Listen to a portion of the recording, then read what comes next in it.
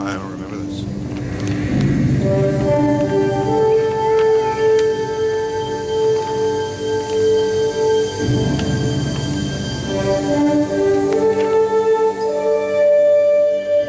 I've been fighting for Bajoran independence since I was old enough to pick up a phaser. We finally drive the Cardassians out, and what do our new leaders do? They call up the Federation and invite them right in. Ducat is bringing down the minefield. The Federation is about to be overrun by Dominion reinforcements, and Weyoun has ordered Rom's execution, and you have been occupied. This is so difficult to explain. You're gonna talk to me about the link? Don't bother. I'm a solid, remember? I don't understand. Maurice! I'm sorry. Sorry? That's what you wanted to tell me? You're sorry? Yes. Well, let me tell you something, Odo. We are way past sorry. All this to keep me alive for a few more days. So oh, my hair used to be. Now get it. Feel it. Feel it.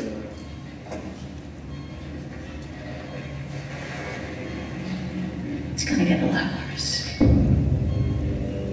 Be prepared for that. It'll be easier for you than it was for Jason. Jason was my son. You should have been watching him every minute.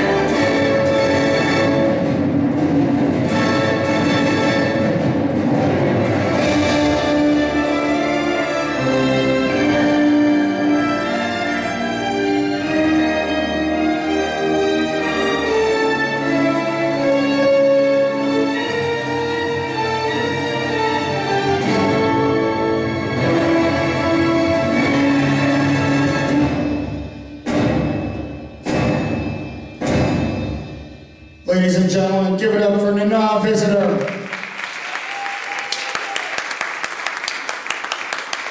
Give it up. Give it up.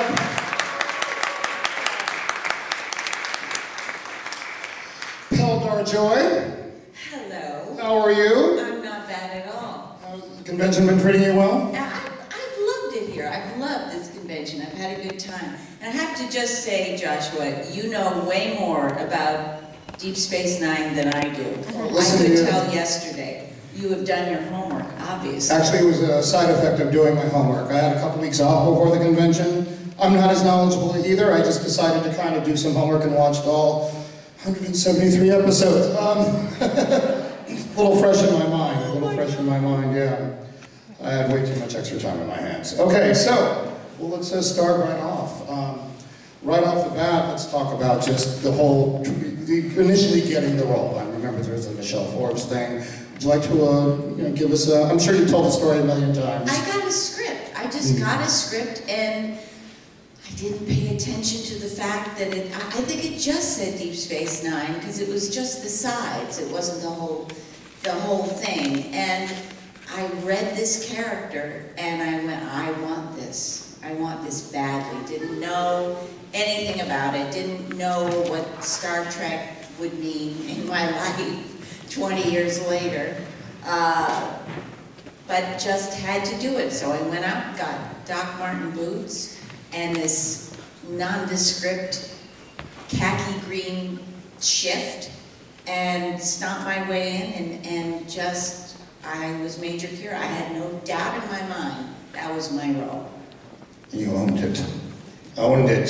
Yes, I owned it. Yes, very nice. Before we get into maybe early days of starting out in acting, I think we all have that one film when we were a kid that we saw, like our parents took us to a horror film that really scared the bejesus out of you, that stayed with you forever. What was yours? Well, there are always psychological ones. Don't Look Now. Of course, with Donald Sutherland. Yeah. Was one. The Changeling. Oh, with George C. Scott. With George C. Scott. Those things, that a child's ball just bouncing down a staircase, that's scary to me. I like ghost stuff. Me too. Well, the one that did it for me, why I bring it up, was a movie called The Sentinel. Oh, God. Yes. It was a horror film that was horror. From 77, and that messed me up for life. So I hold you responsible. Nana, the film is about a couple that moves into a creepy apartment in the city, and it turns out that apartment is the gate to hell. And what happens to that poor couple, I'm not going to get into, but at the end of the movie, a new couple comes in. Yeah. You and Tom Berenger from Platoon. Tom Berenger. Yeah. And what was so thrilling about working on that was to work with Ava Gardner. Yeah, Ava Gardner. It's a sensational cast. Ava Gardner, Chris Sarandon, Jeff Goldblum, Christopher Walken. Yeah. Go see it. Yeah. Leave the kids at home. Or put them to bed before you watch it. I am 18 years old in that film. Yeah. And, but I was like, I went home crying. I was worried about that couple. What's going to happen to them next? So I'm glad you're still with us, I see. Anyway, had to bring it up. All right, back to Deep Space Nine. Sorry about that. I have it in my research that there was an asteroid named after you. Is that true? I think so, yes. Wow, after you or your character? No, after me. After you, so... The non-visitor. Senator, there's a nanovisitor the size of Texas hurtling toward the Earth. Those things, those amazing things that have happened because of this whole Star Trek experience kind of waft through me. I don't really recognize them so well, like the children that I met that have been named after my character. It just, there's something in me that just goes, I don't get it. That's amazing. Yeah, actually, I was trying to, while I was doing my research, I just got a new kitten, I couldn't figure out a name. And there's this episode of Move Along Home, where you guys are playing this, an interesting hopscotch game, and you guys kept shouting out, Ella Moraine. So I named my kitten Ella Moraine, so I guess I'm in that school of people who name things after me. I did. That's a great name. I think I should have fed Ella Moraine before I flew out here to New York. But anyway, yeah, I think it's a very pretty name.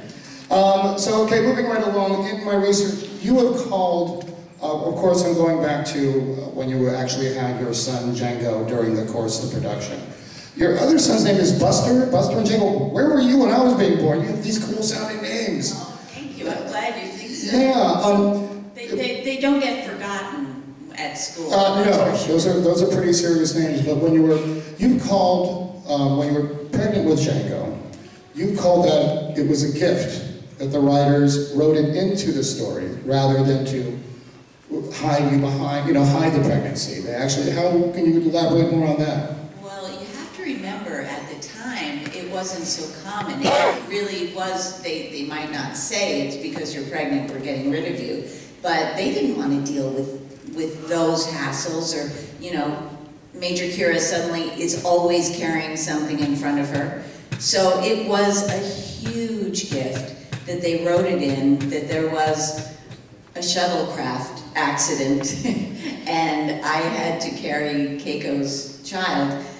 Actually, every year that was kind of held over our head, or mine anyway, because there are renegotiations for salary.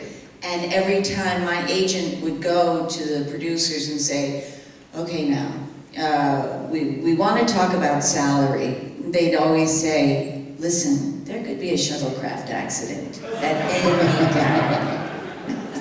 A transporter mishap. So that was our joke on set. Oh, we don't want any shuttlecraft accidents. So it was funny that that's what kept me in the show. Great. My favorite episode of Deep Space Nine, I don't think I'm alone in this one, is Far Beyond the Stars. But before we get into that, my second favorite episode is a very powerful Kira episode called Duet. Let's take a look at the clip. The duet clip up there. There we go. I know all your secrets now. Is that so? What did you do? Did you kill the real Maritza so you could take his place? Well, you'll pay for that death, and all the others you're responsible for. Well, I don't think I can pay for all of them, Major. There were so many. And you can only execute me once. It's my only regret. But I'll settle for knowing that Bajor will finally have the satisfaction of punishing the butcher of Gallatin. Tell me, Major, did you figure this out all by yourself? Or did you have help from your Federation masters? I'll let you wonder about that It'll keep you occupied while we're waiting for the provisional government to prepare your war crimes tribunal. For a labor camp, it was the very model of order and efficiency. And why? For that, you have to look to the top. To me, my word, my every glance was law. And the verdict was always the same, guilty. You're insane. Oh, no, Major. You can't dismiss me that easily. I did what had to be done. My men understood that, and that's why they loved me. I would order them to go out and kill Major and Scum. And they do it. They murder them. And they come back covered in blood. But they felt clean. Now, why did they feel that way, Major? Because they were clean. You admit your atrocities. I admit everything. Why not? I was amazed at what I did. My accomplishments speak for themselves. Can you say the same? You and that little shot-car resistance cell that you belonged to, all you did was annoy Cardassians while I was out exterminating Bajorans. Make sure you tell that to the tribunal. Oh, I will. Then they'll sentence you to death. Let them. Don't you see it doesn't change anything? Kill me, torture me, it doesn't matter. You've already lost, Major. You can never undo what I've accomplished. The dead will still be dead. Pretty incredible stuff. Give it up for that clip, by the way. He was so good. Paris Hill. Yeah. And it's so hard to be a guest star, to come in and not, you know, we had our whole own language and the names and everything, and he had to just jump in and wear all the rubber and do that. It was so impressive, really impressive. And the interplay between the two of you is just phenomenal. You know, they wrote that show as what they call a bottle show. Bottle show where you don't have spaceships and battles all within one set. Yeah, so it was inexpensive because they'd spent so much on the pilot. This was a show to save money, and yet it's one of my favorite shows of the whole series. It was so beautifully written, really beautifully written. It was great stuff. Let's move on to Far Beyond the Stars. What an episode, obviously. Yeah, go ahead, please. You know, Avery's, of course, directing and performance, and to be in that room when he gave that final speech and to have him come over and collapse in your arms. Talk about that day on set. I mean, it's very powerful stuff. There's a kind of actor who's a dangerous actor. You don't know if they're going to just disappear into their performance, if they're going to return, if they're going to be okay. But they always manage to be on that edge, and those are the people you love to watch. And Avery was every bit the dangerous actor that day. And I remember it was a while before he came out of that state, and I was going, oh my gosh, he's gone. He's gone for a while now. It was just a beautiful performance, and it meant so much to him and to us. Yeah, great stuff. Far Beyond the Stars, guys. Awesome, awesome. I'll go ahead. Give it up. We're all about applause here. All right, moving right along. A lot of physical aspects of shooting the character. Obviously, you know, Kira kicked a lot of butt. Let's take a look at that from the Warrior clip. Oh, I love these. Yes. This is a very short clip, but it'll definitely preface what we're doing here.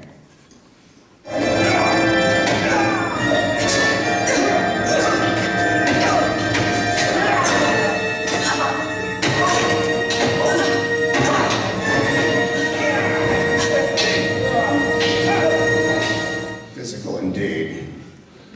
That's right. I loved it. I got stabbed and I just kept fighting. Yeah. Yeah, awesome. And that happened a lot on the show, of course. You kicked a lot of Did you notice yesterday Casey really couldn't stand it? Yeah. That I beat him up? Yeah. He really had a problem with it. All the guys did, even the stunt guys. It's like, come on, really? Yeah, you really did. Really? Kicked a lot of Kardashians. Keeping up with the Kardashians. Anyway, no, great stuff. Now, I'm going to go to an episode called actually, let's talk about the actor. Sirach Lofton playing young Cisco. What a growth spurt from his very first episode in Emissary to the very last shot of the final episode where you leave behind, where it's the two of you in the window. And wow. it was amazing to see this child grow, and he was the sweetest little boy. And I remember meeting him, and he said, "Miss Visitor, I am so excited to work with you. This is wonderful. Just tell me if there's anything that, you know, I should be doing in a scene with you." So sweet. And it seemed like a year later, he's taller than me, and he's going, "All right, nah, okay." How you doing? Yeah, he was very, very smooth. And Avery really took him under his wing, Sure. and which was wonderful. And they adored each other, just adored each other. Well, the two of you, there's an interesting episode called The Reckoning, where the two of you were possessed by, I believe it was a prophet against a Pa Wraith. The two of you have this mental battle where, but it's all effects. It's all effects, and I in my research, I found that the two of you have trouble just keeping a straight face with that. How did that, talk about that? Yeah, it's, you know, when you have to, when there are no effects and there's no sign of anything huge happening actually on the stage, and you're staring at each other from a distance and just kind of using mind strength, and all these things are supposed to be happening, and you're staring into each other's eyes. Well, staring into an actor's eyes anyway, that you know for that length of time, can be very dangerous. And I do have a tendency, I have a lot of times that I just lost it laughing. Spending a lot of time on sets myself. I have trouble doing that when it comes to room tone. When you have to record room tone, everyone's supposed to be quiet. Yes. That's when the giggles just come out for some reason. That's right. It's laughing in church. Yes, it sure is. We talked about the intendant a little bit yesterday. Let's run a clip and then maybe elaborate on that one, or just talk about more on the intendant in general. Here we go. Oh, you look as beautiful as ever.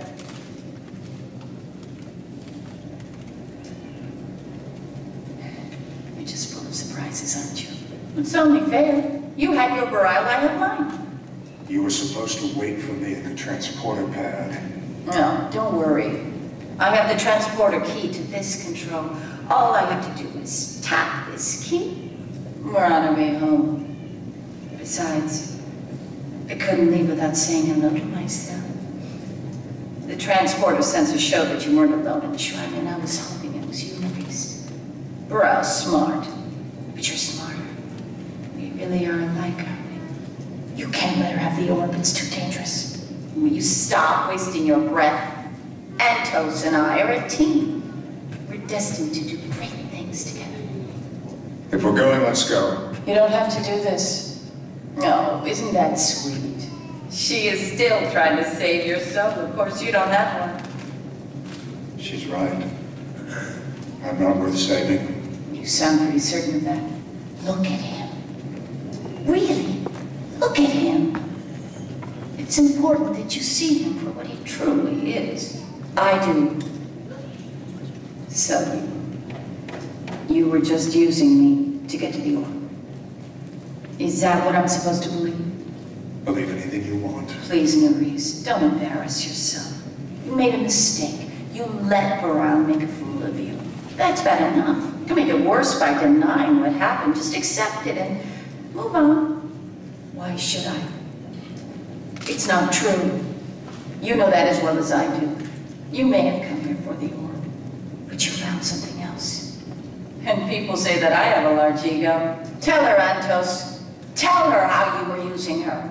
That everything you told her was a lie. That every time you touched her, all you could think about was me.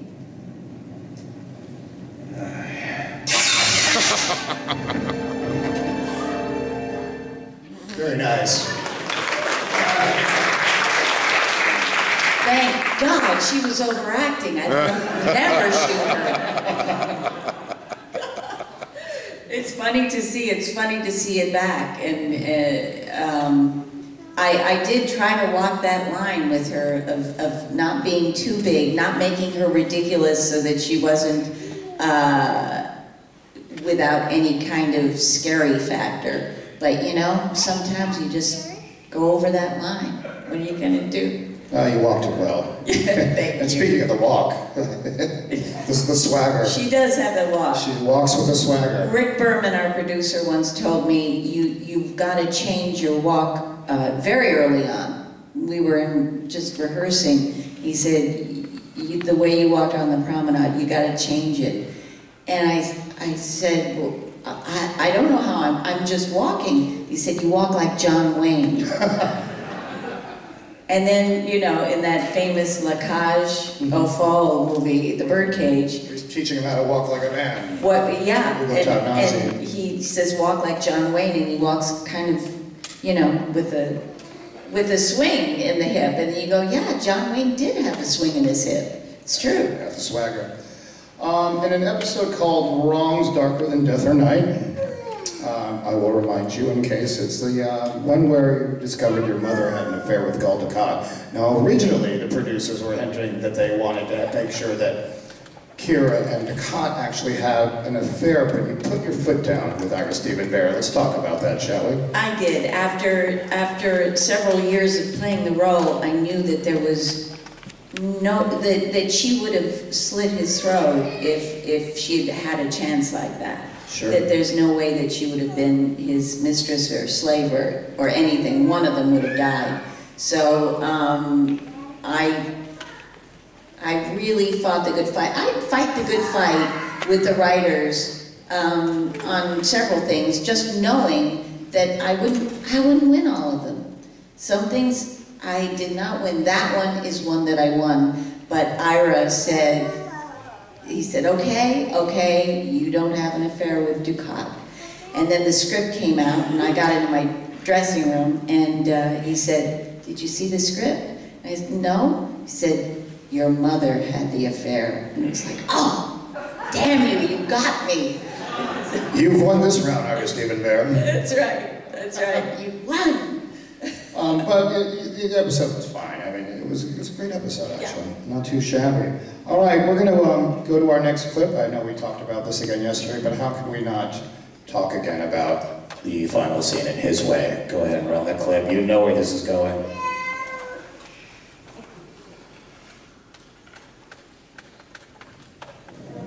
Oh no, wait.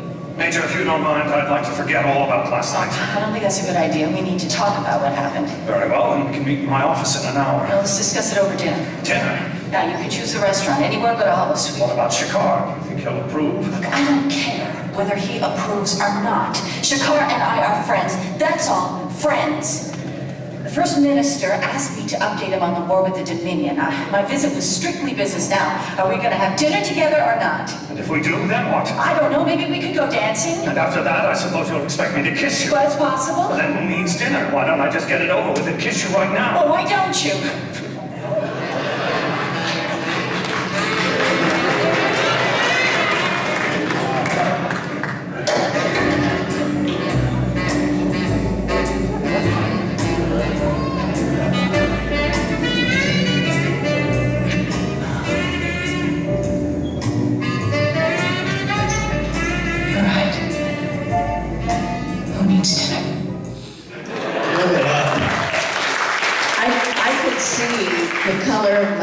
Was paler than the rest of my face, and it's because they were madly touching us up in between the kisses, because my tone came off on his face, his tone came off on my face. It was a lot of sticky rubber. But you guys sold it very well. You want to talk more about, elaborate with the relationship with Odo and with Renee on the evolution of their relationship? Well, one of the things that I did fight with the writers about was I wanted to honor the fact that men and women can be friends and no more. And I lost that battle, and I'm glad I did, because it was a beautiful relationship, I think, and it was important that it was based on friendship. It was a good place for it to come from. And Renee is like, I'm sure you've heard actors talk about acting like playing tennis, and you always want to play tennis with someone whose game is just a little bit better than yours. And I always felt that with Renee, and he always came to play. He always knew beyond the lines, what the feeling of the scene, what he wanted to bring to it, and just such a spirit, such a love. He's one of my favorite people, and when I get to see him on the convention circuits, I'm so happy. Amazing. Thank you. Give it up. Give it up. How awesome is that? All right, before we turn it over to Q&A with our audience, let's talk about how the series ended with the 9-story arc. Let's run the quick clip and then we'll get into it.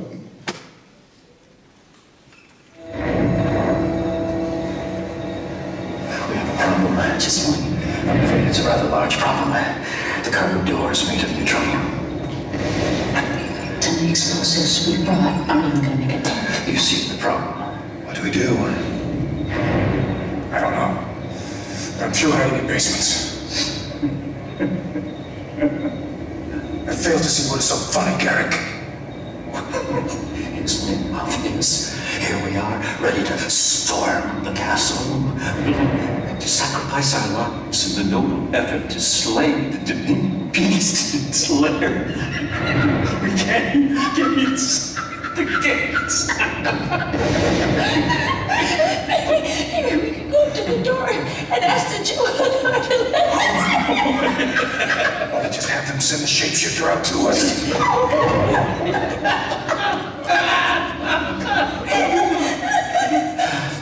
As I said, we have a problem.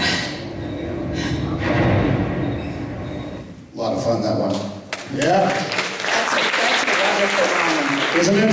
I mean, from the first time that you see Kira with a Cardassian to that moment where they're facing death together and doing something very truthful, having, you know, a shared real love. moment, a shared moment.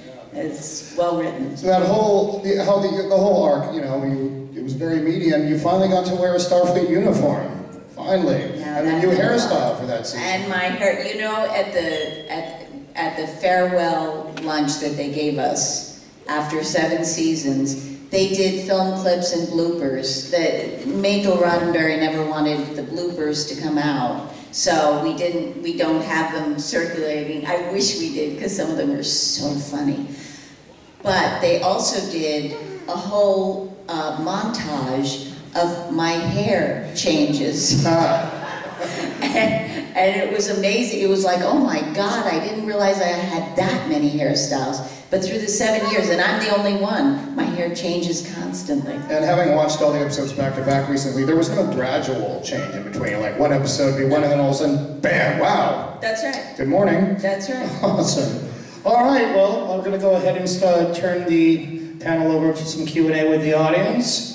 Fire away. Who's you, Sarah? Let me get closer. Oh, yeah, let's go ahead and... There, that's good. Kira was, at the time at least, still something kind of novel in the Star Trek franchise, and that with her, religion was something they actually focused on, as opposed to be, I don't know, like something with one episode of action. Right. Do you ever feel like the religion they came up with on that show, like, did justice to that? Like, it was an actual, like, functional faith, that we thought, this is something, this provides an answer, like, for better or worse, how I live my life. I think they did a very good job of creating a religion. But that, you know, in the 2nd season, I think people got tired of, they went so deeply down that road. I think people got tired of it, of the story arc, and they veered out of it. But it remained for me an explanation for how she lived her life. I thought they did a very good job of that. And that they approached that subject at all was, to me, amazing. You know? Yes. Awesome. I'll let you choose. I'll let you choose. Oh, no worries. Go ahead. We'll go with it. Go ahead, by all means.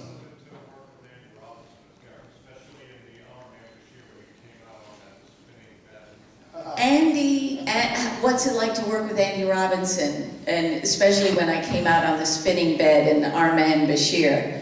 Coming out as like a Bond girl was so fun. I got to do a horrible Slavic accent, You know, after that, that's an actress's dream. Just, you know, do an accent and go with it. It doesn't matter if it's bad or not. That was a treat. But Andy is someone who could always make me laugh, always did make me laugh. Again, in the blooper reel, there's a very long, like take 2, take 3, take 24. I could not keep a straight face. He said, we've got to cut off the head of the snake. And his eyes sparkling and so desperate as Garrick that I couldn't keep it together. And it was during this period of the show. So he's a doll. He really is. Sensational. We'll go with this gentleman over here to the side. Do you have any upcoming projects in science fiction, or are you going to venture out into other genres? Well, you know, I'm one of those actors who always does what comes up. So I never know what's going to come up. I could, you know, tomorrow I get a call and I'll be there.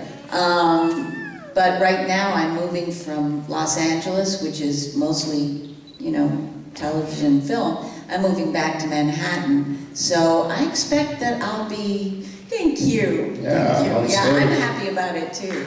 And I expect that I'll be doing some stage work, which would be great. Yes. We'll go back and forth. Let's go ahead and take you, ma'am, please. Hi.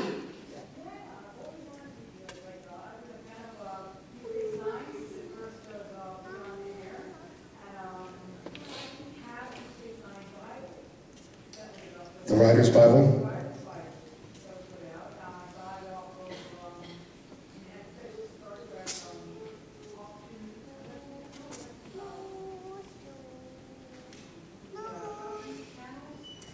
Wow, they were selling it off on a shopping channel?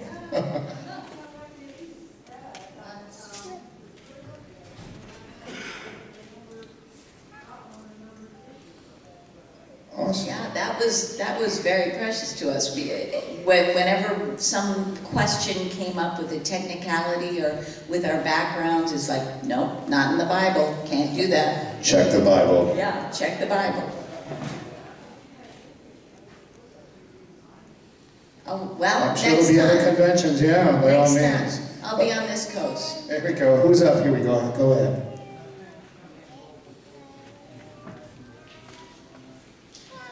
Torchwood. John Barrowman is just an outrage in the best sense of the word. He's outrageous and fun and incredibly talented and sweet. And my experience, you know, someone said it yesterday, when you're a guest star, you can be treated well or you can be treated terribly. And just, you know, and I understand actors who are doing a series are exhausted, overworked, trying to, you know, just get through the week. And every week they have these new people, you know, filing in and out of their lives and their work. So I understand when they just kind of cut you out. John Barrowman did just the opposite. He took care of me, made sure that I was treated well. Treated me to some sights that I wish I could unsee, but they're in my head. I've heard that he tends to do that on set. But he's a delight, and Eve Miles and John Barrowman are Torchwood as far as I'm concerned, and they are both delightful, really. Great stuff. Who's next? Hi, right over here.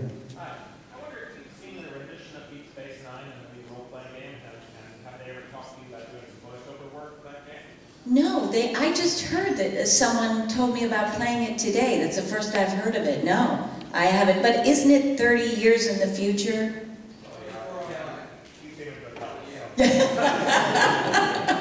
They did leave her in charge of the station, so at the end of the series. That's so, right. And I understand I'm a Kai now.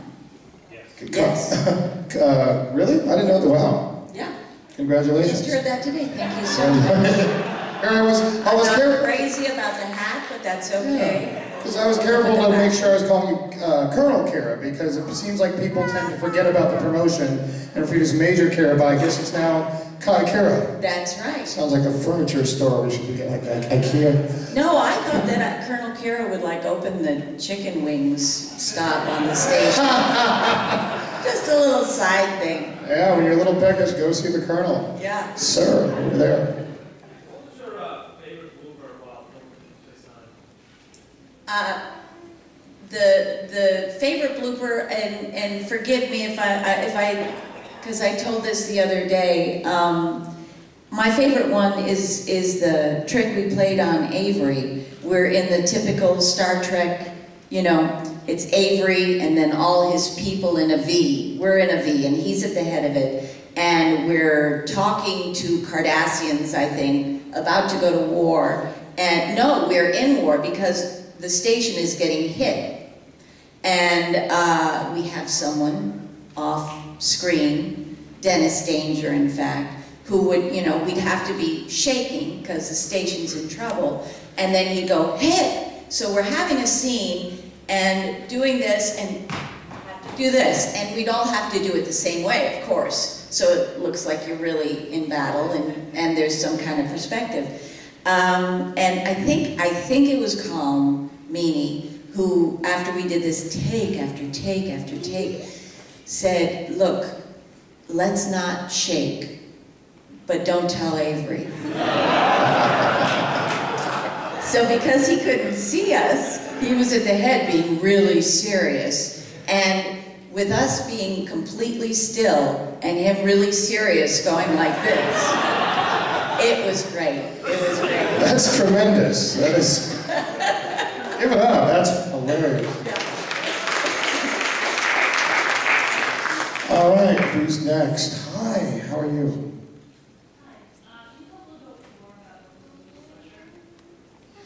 Tell you more about Louise Fletcher?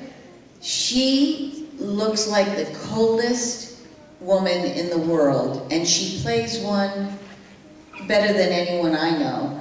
And I was a little nervous about acting with someone of her caliber. And the truth about Louise is, off screen, she is like a giggly little girl. She is so sweet, so funny. You can make her laugh like that. She lives now, I think, full-time in France and sent me lavender from her gardens there. She's such a great person. She really is. Louise is a joy to work with. Wunderbar. Anyone else? Hi.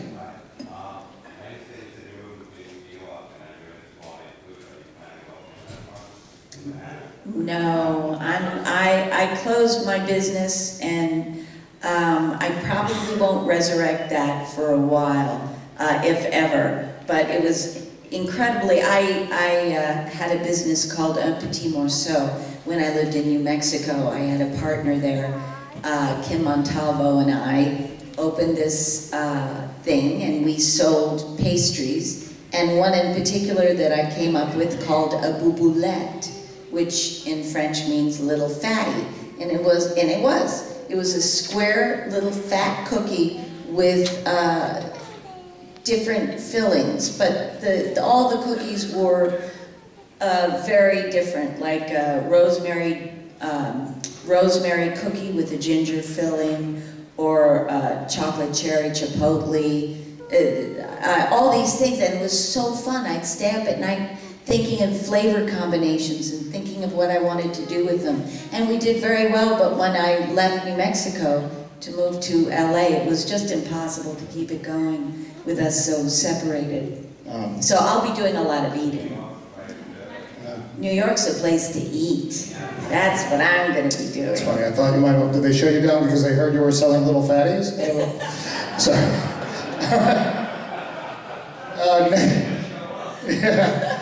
Next question, please. I saw, we got a couple, let's go with you right there. Hi. Hi, you had mentioned last Friday, actually, that one of the funniest people in the industry you have to work with was Jonathan Frakes. What's your best memory of working with him? You know, I don't have one specific, but I remember during the pilot, I do remember. This is my specific memory of Jonathan, and always will be.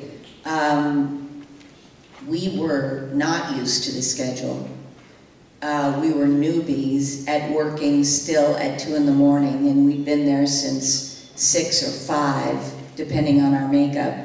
And we were on the set of The Promenade, just on our ears tired. And who bursts in but Jonathan Frakes, singing, "Good morning, good morning, it's great to stay up late." And that was the first time I met him. And he was just at 2 o'clock in the morning, this huge pot of energy and sweetness and laughter. And it was, and he stayed true to that image the whole time I knew him. I know him still. Especially after a long day of shooting hours, I know that. Oh my can be very goodness. refreshing. It was sweet. Got it. Let's take another question. He was next over here, right here in the hat.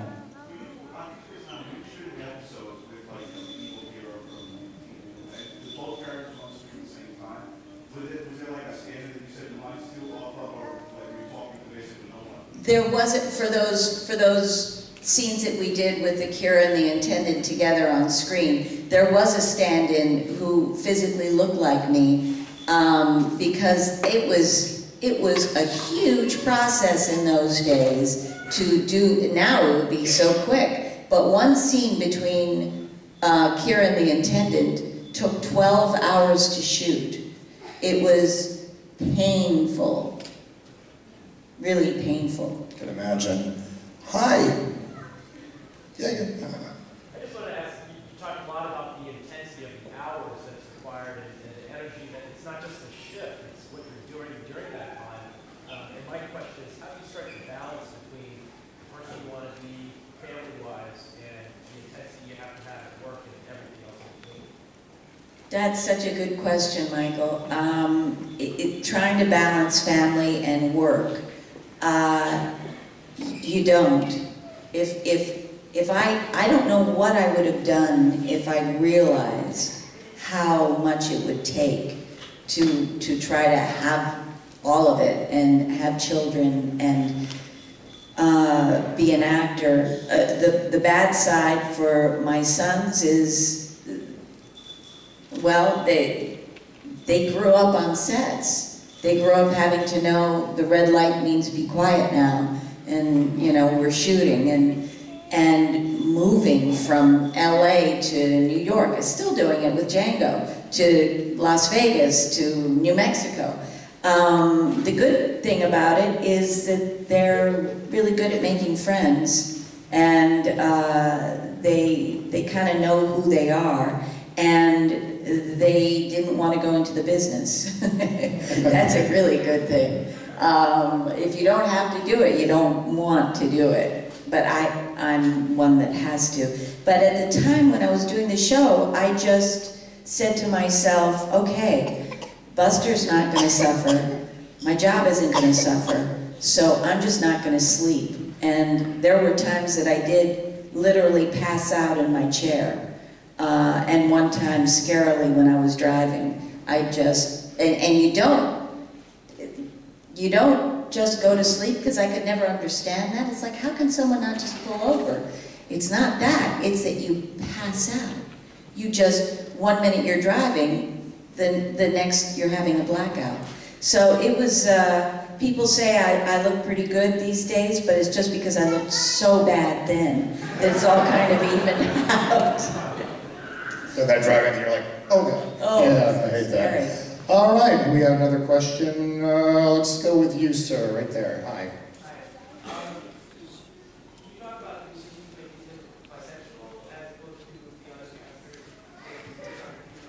There was no real decision to make her bisexual. The way I played the scene, and I think the only way to play the scene between her and Kira, is that she was such a narcissist. She was absolutely enamored with this gorgeous creature in front of her, because it looked just like her. So from her being a narcissist, it became her being bisexual. And that's how that happened. We have time for a few more questions, so long as they're somewhat concise. Let's go start here.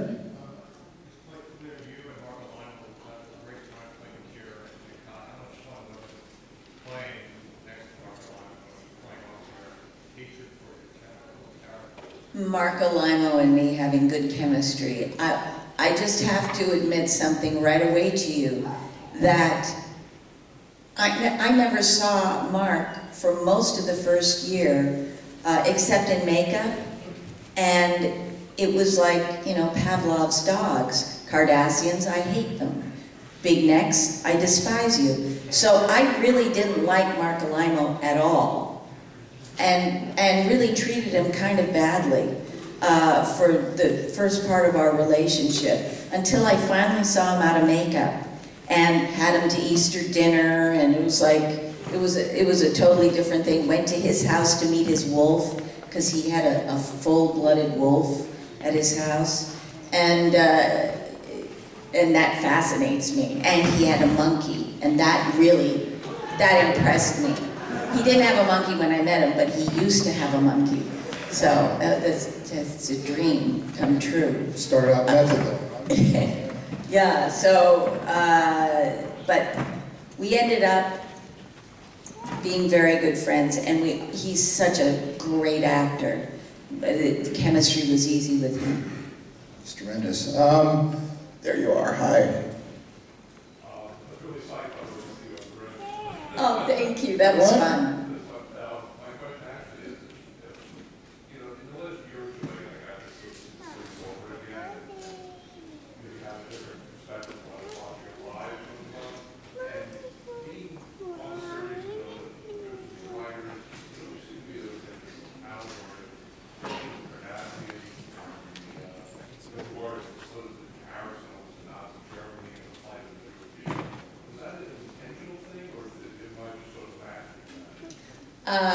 That the Bajorans and Cardassian relationship seemed like the Holocaust.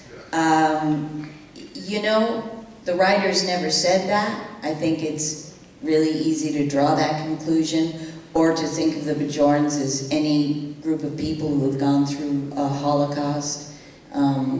But yeah, I can see why people thought that, because Cardassian methods were very similar to Nazi methods. So I think it was an unsaid thing that had some truth to it. I always felt like, you know, Kira was labeled a terrorist a lot, and if you could have gotten away with that after 9/11 to have us starring. Yeah, I don't think I would have, I don't know what would have happened to my character after 9/11. Yeah. But yeah, and interestingly, I always like to be called a freedom fighter. Or resistance fighter, yeah. Yeah, yeah. Standing up for those Bajoran war orphans. Who's up next? Hello.